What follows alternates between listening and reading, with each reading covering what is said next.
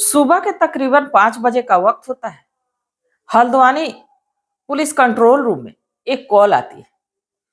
Call पे बताया जाता है कि हल्द्वानी का जो हाईवे रोड है उस पे एक महिला का शव पड़ा हुआ है। जैसे ही पुलिस कंट्रोल रूम में ये बात पता चलती है, पुलिस की एक टीम बताए गए स्थान पे पहुंचती है। और जब वहां पहुंचती है तो वाकई में वहां एक महिला का शव पड़ा रहता, वो भी बिल्कुल नग्न अवस्था में। और ये देखने से लग रहा था कि इसकी रोड एक्सीडेंट में मौत हुई है, क्योंकि शरीर पे उसके एक भी कपड़ा नहीं था। ऐसा देखने से लग रहा था कि चाहे कोई बड़ी गाड़ी, कोई ट्रक या कोई बस जो कि इसको कुचल के चला गया है, जिसके वजह से इसके शरीर के कपड़े फट गए हैं और दूर तक घसीटती हुई गई। पुलिस उस डेड बॉडी को अपने कब्जे में लेती है। अब उसकी शिनाख्त के लिए उसके पास कुछ देखने की कोशिश करती है कि कहीं कोई फोन मिल जाए या कोई आईडी कार्ड मिल जाए। बाकी कुछ ऐसा मिलता ही नहीं, फोन मिलता है और ना ही कोई आईडी कार्ड मिलता है। पर उस महिला के हाथ पे एक टैटू बना रहता है, जिस टैटू पे लिखा रहता है गगनदीप। अब पुलिस वाले इस टैटू का फोटो खींचते हैं और सभी थानों में सर्कुलेट कर देते हैं। शव को अपने कब्जे में लेके पोस्टमार्टम के लिए भेज देते हैं। बाकी 3 से 4 दिनों के बाद इस महिला की एक ऐसी कहानी निकल के सामने आती है जिसकी कल्पना कोई कर ही नहीं सकता। तो आखिर ये महिला कौन थी और इसके हाथ पे जो टैटू बना था वो किसका था और इसके साथ हुआ क्या था? इसको जानने के लिए हमारे साथ वीडियो में अंत तक बने रहिएगा। नमस्कार, मैं सावित्री यादव एसके क्राइम कथा में आप सभी का स्वागत करती हूँ। उम्मीद है एसके क्राइम कथा की सारी फैमिली अच्छी होगी, अपना ख्याल रख रही होगी। आज जिस सच्ची कहानी को लेकर मैं आप लोगों के बीच हाजिर हूँ, बेहद खौफनाक है, साथ ही एक बहुत बड़ी सीख देके जाने वाली। तो कहानी की शुरुआत करूं उससे पहले जितने भी हमारे दोस्त मित्र हैं, जितने भी हमारे साथी हैं, रोज की तरह आप लोगों से वही गुजारिश कि आपका एक लाइक हमारा हौसला बढ़ाता है और हमारी यही कोशिश रहती है कि हम हर रोज आप लोगों के बीच नई रोचक कहानियां लेके आऊं। तो चलिए ज्यादा बात ना करते हुए आज की कहानी की शुरुआत करते हैं। मैं बात कर रही हूं मंजीत कौर। मंजीत कौर की उम्र 28 से 29 साल। मंजीत कौर पंजाब के अमृतसर की रहने वाली होती है। जो मंजीत कौर है उसकी शादी जो है कि सुखवीर सिंह के साथ होती है। सुखवीर सिंह के साथ जब मंजीत कौर की शादी होती है, सुखवीर सिंह अपने ढेर सारे सपने को लेकर अपने ससुराल पहुंचती है। जो सुखवीर सिंह है वो एक ट्रक ड्राइवर रहता है, ट्रक चालक रहता है। उसका खुद का ट्रक होता है जिसको खुद ही चलाता है और पूरे परिवार का खर्च वर्च ये जो सुखवीर सिंह वही चलाता। एक बार वो ट्रक लेके निकलता तो महीनों तक घर वापस नहीं आता। जब मंजीत कौर शादी करके जाती तो जो सुखवीर सिंह कुछ दिन तो अपनी नई नवेली दुल्हन के साथ गुजारता है। बाकी कुछ दिन के बाद अब सोचता है कि अब हमें अपने काम काज में वापस से लौट जाना चाहिए। ट्रक लेता है और लेके वो चला जाता है। अब महीनों तक आता नहीं। जब लगभग 1 महीने बाद आता है तो पता चलता है कि सुखवीर उससे कहती है कि ऐसा है कि या तो तुम अपने पास मुझे रखो, वरना मैं तुम्हारे घर वालों को लिए खाना बना के खिलाने नहीं आई। मुझे जो सुख चाहिए वो तुम्ही से मिल सकता है और तुम मुझसे दूर रहते हो। सुखबीर सिंह इस पे समझाता है, कहता है कि देखो ये जरूरतें तो कभी भी पूरी हो सकती हैं, अभी परिवार की जिम्मेदारी और आज हम 2 हैं, हमारे बीच कोई नया आएगा, हम 3 होंगे, 4 होंगे, तो घर की जिम्मेदारी बढ़ती रहेगी और इनको पूरा करने के लिए पैसों की जरूरत पड़ेगी। और अगर जो मैं काम नहीं करूंगा तो आखिरकार ये जिम्मेदारियां मैं पूरी कैसे कर पाऊंगा। अब यही तमाम चीजें ये जो सुखवीर सिंह अपनी पत्नी इस मंजीत कौर को समझाता है। इसके बाद फिर 2-4 दिनों के बाद ट्रक लेता है और चला जाता है। अब फिर महीने 1.5 महीने गुजरते हैं, फिर से सुखवीर सिंह अपने घर आता है। और जब घर आता है तो मंजीत कौर की ढेर सारी शिकायत, पर इस बार खुशखबरी ये रहती है कि मंजीत कौर को ये पता चलता है कि वो प्रेग्नेंट है। जब सुखवीर सिंह ये बात सुनता है तो उसके खुशी का ठिकाना नहीं रहता। कहता है कि अब तो मैं दुगुनी मेहनत करके ज्यादा से ज्यादा रुपए कमाऊंगा, ताकि जो मेरा बेटा या बेटी आए उसको ऐसो आराम की जिंदगी मिल सके। 3 से 4 दिन सुखवीर सिंह अपने घर रहता है। इसके बाद फिर ट्रक लेता है, और ट्रक लेने के बाद अब फिर वो जाता है तो 3 से 4 महीने घर ही वापस नहीं आता। अब जब घर वापस नहीं आता है तो इधर जो सुखवीर सिंह ये अपने मायके से अपने भाई को बुलाती और मायके चली जाती। जब सुखवीर सिंह 3 से 4 महीने बाद जब घर लौटता है तो पता चलता है कि जो सुखवीर सिंह की पत्नी मंजीत कौर वो फोन तो उठा नहीं रही है और वो मायके चली गई। जब मायके चली जाने की बात सुखवीर सिंह को पता चलती है तो ये पता था उसे कि वो प्रेग्नेंट है। वो ढेर सारा सामान उसके लिए, खाने पीने की चीजें खरीदता है, उसको मनाने के लिए अब उसके मायके जाता है। बाकी मंजीत कौर सुखवीर सिंह के साथ आने के लिए मना कर देती है, कहती है कि अभी मैं नहीं जाऊंगी, मैं बच्चे को जन्म मायके में ही दूंगी। सुखवीर सिंह भी इस बात को समझता है और आता है, और बड़ी खुशी खुशी एक बार फिर से वो ट्रक लेके वापस चला जाता है। वक्त गुजरता है।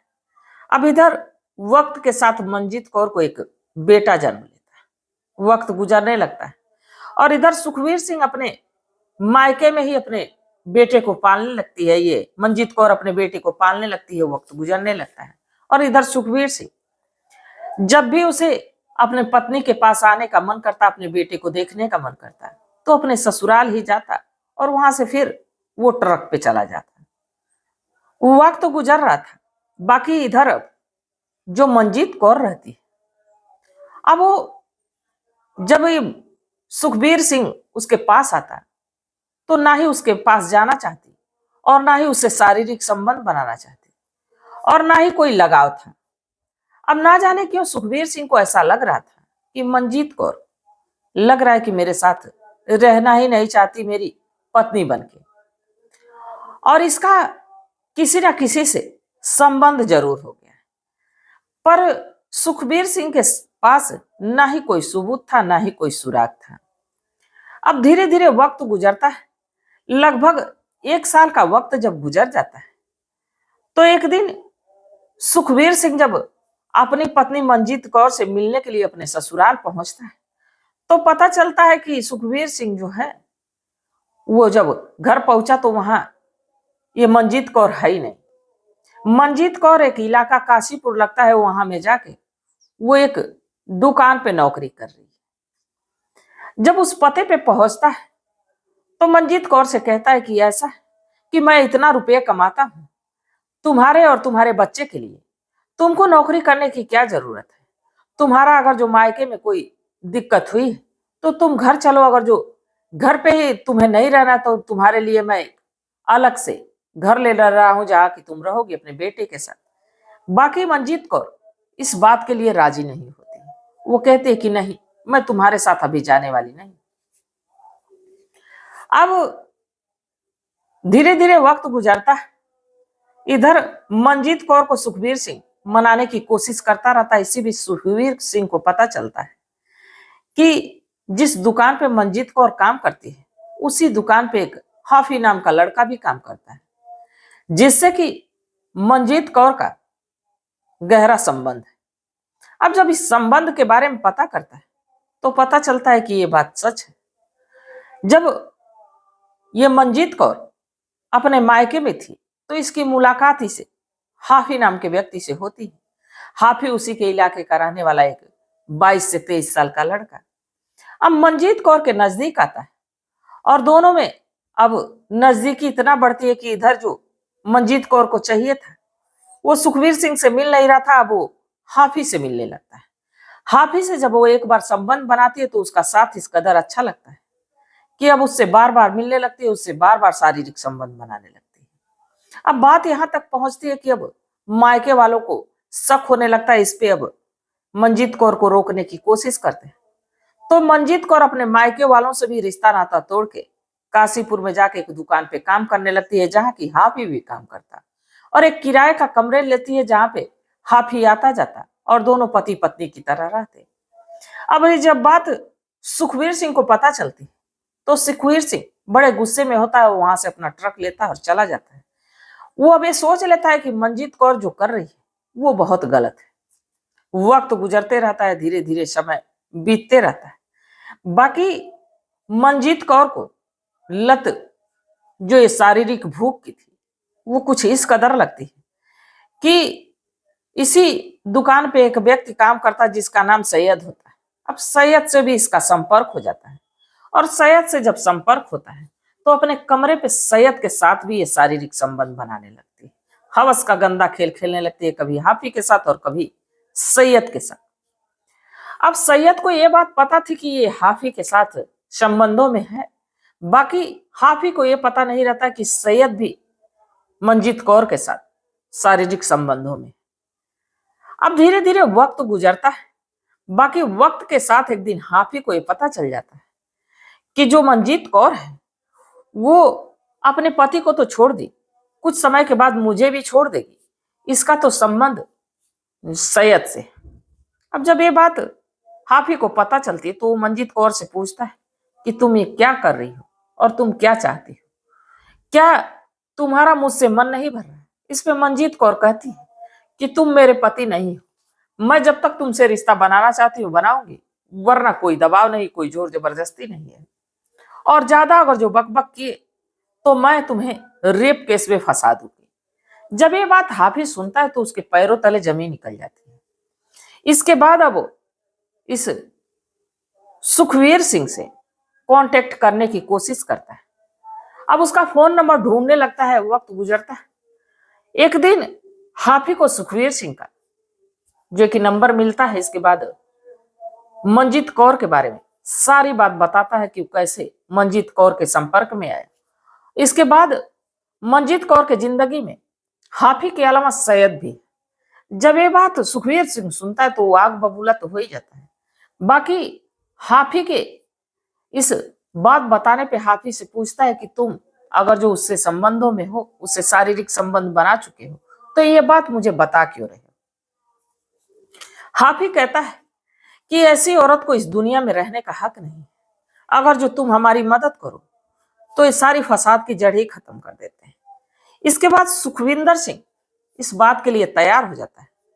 जो हाफी ये मंजीत कौर के पास एक रात जाता है, मंजीत कौर से कहता है कि देखो, मैंने जो कहा मैं अपनी बात को वापस लेता हूं, तुमको जैसे मर्जी वैसे तुम रहो, पर मुझे मत छोड़ो। इस पे मंजीत कौर कहती है कि तुम अपने काम से काम मतलब रखो, मैं क्या करती हूँ, कहाँ जाती हूँ, किससे मिलती हूँ, इससे तुम मतलब ना रखो तो सब कुछ अच्छा रहेगा। इस पे हाफी कहता है कि ठीक है, चलो ये नई शुरुआत है तो इसके नाम पे क्यों ना आज हम लोग बैठ के एक साथ ड्रिंक करें। हाफी जाता है, दारू की बोतल लाता है, मंजीत कौर और हाफी बैठ के पीने लगते हैं। हाफी तो कम पीता है, पर मंजीत कौर को कुछ ज्यादा ही दारू पिला देता है। मंजीत कौर जब दारू के नशे में लुढ़कने लगती है, तब जो हाफी उसको अपने बाइक पे बैठाता है। इसके बाद वो इस सुखवीर सिंह से बात करता है, हल्द्वानी रोड के किनारे लेके जाता है। पहले तो ये दोनों उसको गला दबा के मारने की कोशिश करते हैं, और वो समझ जाते हैं कि अगर जो ऐसा हम लोग करते हैं तो एक ना एक दिन पकड़े जाएंगे, तो क्यों ना इसको रोड पे लिटा के इसके बाद इसके ऊपर से ट्रक अगर जो गुजर जाती तो यही लगेगा कि रोड एक्सीडेंट पे इसकी मौत हो गई। अब यही ये दोनों मिलके करते, मंजीत कौर को रोड पे डालते। इसके बाद ये जो सुखवीर सिंह वो ट्रक स्टार्ट करता है, मंजीत कौर के शरीर के ऊपर से चढ़ा के निकाल देता है। अब मंजीत कौर की तो मौत हो जाती है। अब ये दोनों वहां से फरार हो जाते हैं, चले जाते हैं। इनको पता चलता है कि अभी दोनों पकड़े नहीं जाएंगे। बाकी जब इस मंजीत कौर की शिनाख्त उस टैटू के जरिए होती है, जिस टैटू उसके हाथ पे जो रहता है उस पे नाम जो लिखा रहता है गगनदीप, ये मंजीत कौर के 3 साल के बेटे का नाम होता है। और जब ये टैटू अलग अलग पुलिस थाने में सर्कुलेट होता है। तो मंजीत कौर के भाई को ये जब टैटू के बारे में पता चलता है तो हल्द्वानी पुलिस से संपर्क करता है, और जब शिनाख्त करता है तो पता चलता है कि ये मंजीत कौर ही। और जब मंजीत कौर के बारे में सारी चीजें पता चल जाती है, अब उसके पति को ढूंढे जाने लोग लगते हैं, ढूंढते हैं। जब सुखवीर सिंह सामने आता है तो कहता है कि मेरा तो उससे सालों से कोई मतलब नहीं था। अब मायके वाले भी यही बात कहते हैं कि हाँ, ये जो मंजीत कौर है एक दुकान पे काम करती थी और वहीं एक किराए का कमरा लेके रहती थी। अब दुकान के बारे में पता किया जाता है तो हाफी का नाम पहले आता है कि हाफी के साथ रहती थी, हाफी से ये रिलेशन में थी। अब पुलिस हाफी को ढूंढने लगती है, हाफी का कुछ आता पता नहीं। तभी सैयद का भी पता चलता है, और जब सैयद को पुलिस थाने लेके आती तो सैयद कहता है कि हाँ, मंजीत कौर से उसके शारीरिक संबंध जरूर थे, पर वो जान नहीं रहा है कि मंजीत कौर के साथ ऐसा किसने किया और कैसे ये हल्द्वानी रोड पे पहुंच गई। अब ये तमाम बातें थी। तभी 3 से 4 दिन के बाद हाफी भी पकड़ा जाता है, और जब हाफी पकड़ा जाता है तो बिना जोर जबरदस्ती के सारे गुनाह को कबूल कर लेता है, जिसमें कि सुखवीर सिंह और हाफी को जेल भेज दिया जाता है। दोनों जेल चले जाते हैं। जो मंजीत कौर का बेटा वो सुखवीर सिंह के गार्जियन को दे दिया जाता है, यानी सुखवीर सिंह के माता पिता को दे दिया जाता है। फिलहाल में मंजीत कौर के कत्ल के जुर्म में हाफी और इस सुखवीर सिंह को जेल के सलाखों के पीछे डाल दिया गया। अब देखिए कानून तय करेगा कि इनको कौन सी सजा मिलनी चाहिए। इस कहानी को सुनाने का मेरा उद्देश्य ये नहीं था कि किसी की भावनाओं को ठेस पहुंचाया जाए, किसी को आहत किया जाए, बल्कि बस इसलिए कि लोगों को जागरूक किया जाए, लोगों को सचेत किया जाए। इसमें शारीरिक सुख के चलते, थोड़े से स्वार्थ के चलते जो मंजीत कौर ने बार बार फैसला अपना बदला, गैर मर्दों के साथ नेचुरल तरीके से संबंधों में रही, ये वाकई निंदनीय है। एक औरत जाति के नाम पे कलंक है, और शायद इसी चलते इस दुनिया से मंजीत कौर चली गई अपने एक 3 साल के बच्चे को छोड़ के। तो आप लोगों की क्या सलाह है, आप लोगों की क्या राय है कि सुखवीर सिंह और इस हाफी को कौन सी सजा मिलनी चाहिए? इनकी गलती थी या इन्होंने जो किया वो ठीक किया? तो आप लोग अपनी सलाह जरूर बताइएगा, क्योंकि आपके मशवरे का, आपके सलाह का हमें बेसब्री से इंतजार रहता है। और मैं अगर जो बात करूं आप लोगों के साथ की, आप लोगों के सपोर्ट की, तो आप लोगों ने इतना हमारा साथ दिया, इतना हमारा सपोर्ट किया कि मैं हर वक्त आप लोगों से जुड़ना चाहती हूँ, आप लोगों के बीच नई कहानी लेके आना चाहती हूँ। तो ऐसे ही अपना साथ और सपोर्ट बनाए रहिए। आप लोगों का तहे दिल से धन्यवाद कि आप लोगों ने इतना साथ दिया। तो तब तक आप लोग अपना ख्याल रखिए, अपने परिवार का ख्याल रखिए, बाल बच्चों का ख्याल रखिए। मिलते हैं कल एक नई वीडियो के साथ, तब तक के लिए जय हिंद, जय भारत।